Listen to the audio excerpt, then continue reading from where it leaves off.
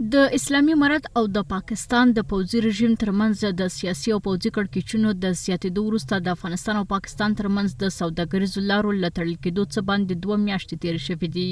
د دې لارو تړلو د فرضي ډیورنډ کرښې دواړو غاړو سوداګرو ته سخت مالي زیانونه اړولي او په دواړو هیوادونو کې د صادراتي توکو بیې هم لوړې کړې دي. په ورته مهال کې اسلامي امارت په دوامداره توګه هڅه کړې چې له پاکستان سره د سوداګرۍ لپاره بدیلې لارې ومومي او په ځلونو یې هڅه کړې چې له هند سره چې د پاکستان اوږدمهاله سیال د خپل سوداګریزي اړیکې پراخې کړي. وی که داد ستود افغانستان با پاکستان داشت و قطع شدن از این داد ستود هم به اقتصاد افغانستان میتونه اضرار وارد کرده باشه و هم به اقتصاد پاکستان. بنان ما توقع ما است که طرفین کنار بیان، هرچی سریعتر این معضل سیاسی را حل کرده باشن و از نگاه اقتصادی مثمریت مفیدیت را میانه هم تعریف کرده باشن و به سود همدیگر میتونه تمام شده باشن.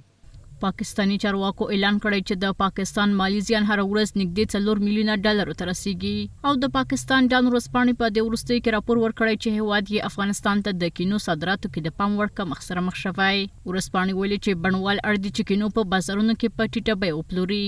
ډان ورځپاڼې د پاکستانی چارواکو په حواله راپور ورکړی چې د کینو د پروسس کولو له سلو زیاتې کارخونې اړیستل شوي چې خپل فعالیتونه ودروي او د دواړو هیوادونو ترمنځ د سوداګریزو لارو دوامداره بندېدو له امله 800,000 زیاتو خلکو دندې له جدي ګواښ سره مخ کړي دي. بدون شک مسدود ماندن گذرگاه تجارتی میان افغانستان و پاکستان بعضی مشکلات چالش‌هایی را به همراه داشته، باعث افزایش هزینه انتقال شده، باعث فاصله شدن کالاهای تجارتی شده و باعث شده که تجار افغانستان مجبور شود از دهلیزهای بدیل استفاده بکنه که میتونه هزینه انتقال به مراتب بالا ببره.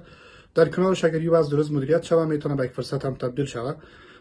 زمینه مساعد میشه تا تبادلات تجارتی افغانستان با سایر کشورها بیشتر شود، روابط تجارتی افغانستان با سایر کشورهای که از پیش رابطه کمتر داشتن نسبتاً بیشتر شود.